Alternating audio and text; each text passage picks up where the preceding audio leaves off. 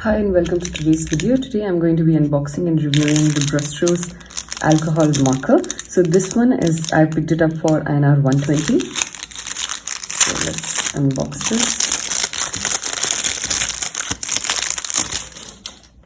So this is the Brustro's twin tip alcohol based marker. So when they say twin tip, it means that there are two different kinds of nibs which are here. This is an indicator. This is the thin one and this is the chiseled one. So this is the fine nib or like a round nib, and this is a chiseled one. So I'm just going to give you a small demo of how we can use it on paper, and since it's alcohol based, you can use it on wide variety of surfaces. So let's try that out. So I'll just show you how the tip works. This is the fine tip. You can make really thin, nice lines. And from the chiseled side, you can use it in multiple ways. You can use it for filling. You can also use the tip of it, or for things like this, like calligraphy. So there are a lot of uses of this, and I find it very nice. It also doesn't smell. So a lot of alcohol markers, as soon as you open the cap, there will be a very strong smell, which I haven't seen in this so much. So what I'm going to do is, since it can be used on a surface, I'm going to try and use it on a very interesting surface. So here are some, I think these are called as mud pots. So they're made of clay, and I just painted over them, and I've used like acrylic paint, and I've let it dry, and now I can use these markers on top of it. So let's see if it works. So I'm going to use the fine tip, maybe create an outline, add some details, and you can see how beautiful it is to create these details on it. So I'm varying with my thickness. It's not so easy to hold this surface, but you just have to be a little patient. Oops.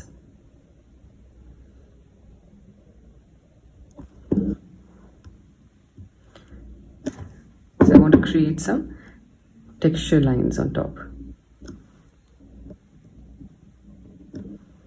So on top of acrylics, normally you can only use acrylics, or you can only use these kind of alcohol markers. The black is pretty dark and it's very nice. I like how easy it is to use it on top of this.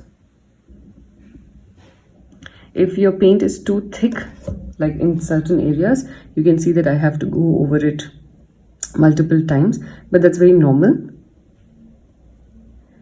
But make sure that your paint is completely dried, before you attempt to use these markers.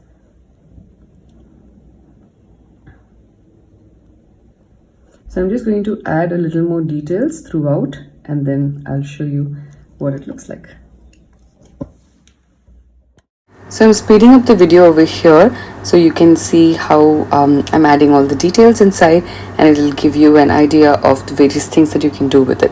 So the first thing that I did is I took blobs of colors and I just painted them randomly on top of the kulhad. You don't have to necessarily do like this. You can also draw certain things on it directly, like you can create a nice cartoon character, you can create like a bunny, or you can create a dinosaur. You can create anything that you want, and then you can use this black pen to add in details. You can also otherwise use the pen directly to create cartoon characters on top of this, or any other designs that you want to do, and you don't have to fill in the colors. So that also will look very beautiful. I will create a separate video of that someday and maybe put it up as a short, so you can have a look at various ideas that you can do with it.